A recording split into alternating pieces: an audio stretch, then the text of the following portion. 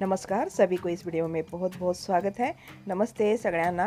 मी माहिती आहे तुम्हाला, मी अमेळनेर येथे गेले होते। मैं अमेळनेर गई थी मराठी साहित्य सम्मेलन में।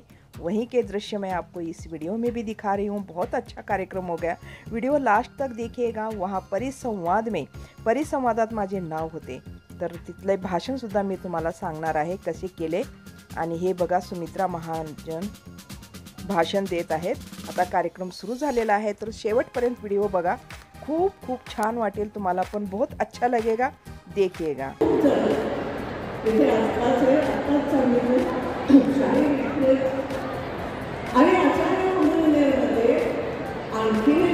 डॉक्टर सुहास देशमाने आणि संपादक मंडळ खानदेश वैभव ही स्मरणिका प्रकाशित होते।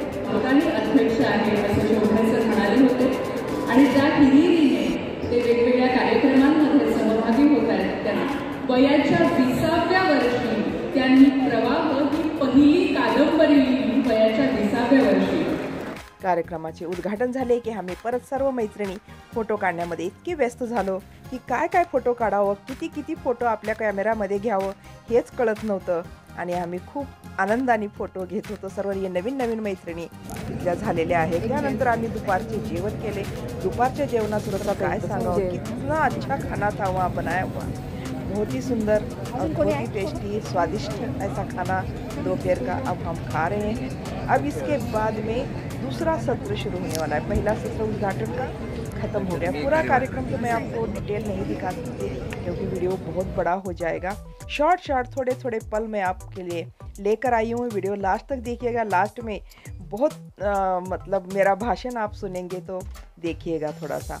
और ये देखिए, हम फिर फ़ोटो निकालने लगे। ये वहीं के अमेळनेर की ही ये महिलाएं हैं जो फ्रेंड्स बन गई हमारी। और मेरे साथ जो आई थी वो मैडम है, वो भी है मेरे साथ में। वहाँ बहुत सुंदर कलाकृति की गई थी। ये साने गुरुजी और बहनाबाई चौधरी जो बहुत अच्छी कवयित्री थी, उनकी प्रतिमा यहाँ लगाई गई है। उन्हीं के नाम पर ये स्टेज बना हुआ है, साने गुरुजी के नाम पर। अब ये देखिए, हम फोटो निकालने में व्यस्त हो गए। अब दूसरा सत्र शुरू हो गया। यहाँ बाल कलाकार अपना परफॉर्मेंस दिखा रहे हैं। बंदिस्त झाली होती भारत मातेच्या या यातनांना महात्मा गांधींसारख्या महापुरुषांनी कठोर परिश्रम घेऊन दूर केले।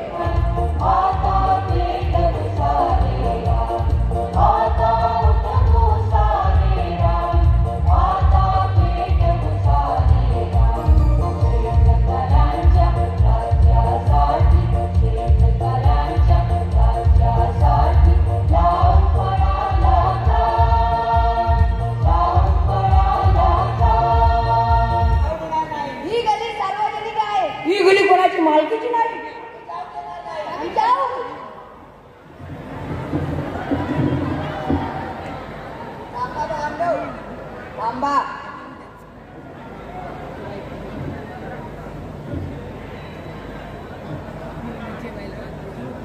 बाबांनो, आपण सर्व परमपिता परमात्मा ईश्वराची लेकरा।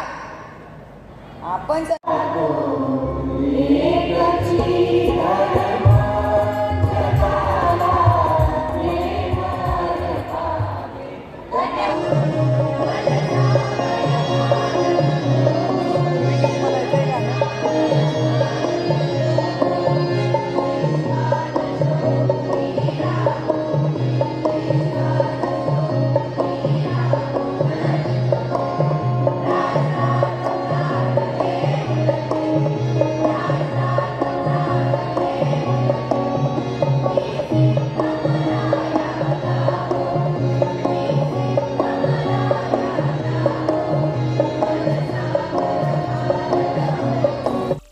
अब शाम को परिसंवाद कार्यक्रम शुरू हो रहा है।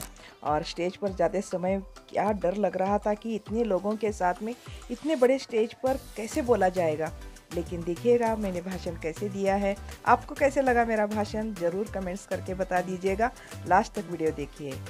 आणण्याचं काम आणि मराठीतील साहित्य कानडीत नेण्याचं काम त्यांनी केलेलं आहे। तेही संत साहित्याचे अभ्यासक आहेत। मी त्यांना विनंती करतो की त्यांनी या ठिकाणी 10 मिनिटांमध्ये आपले विचार मांडावे।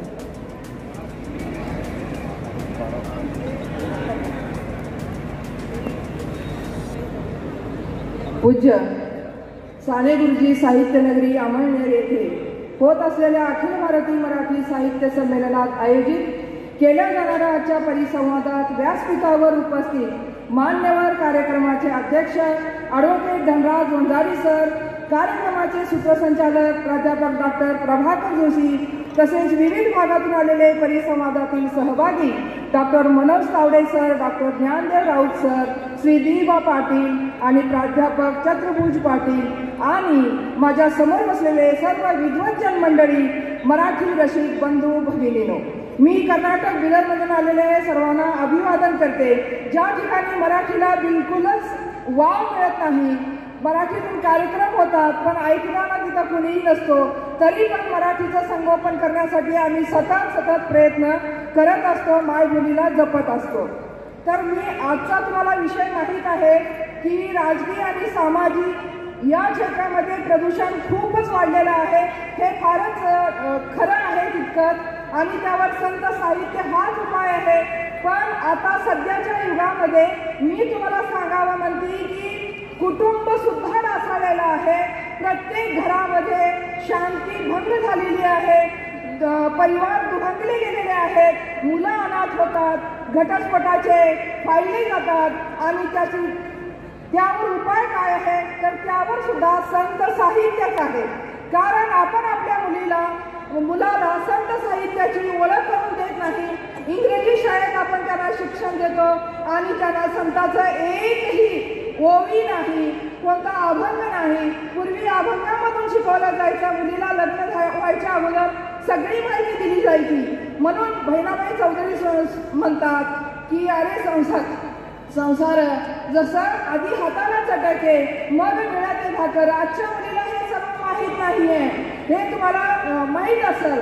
आणि पूर्वी कसं धर्माला अनुसरणच सर्व व्हायचं, धर्माला खूप मानलं जायचं. म्हणून साने गुरुजी सुद्धा म्हणतात खरा तो एक जी धर्म जगाला प्रेम अर्पावे. पूर्वी किड्यापासून मुंग्यापासून माणसापर्यंत एकाच मोजीत त्याला मोजायचं, वेगवेगळं नव्हतं.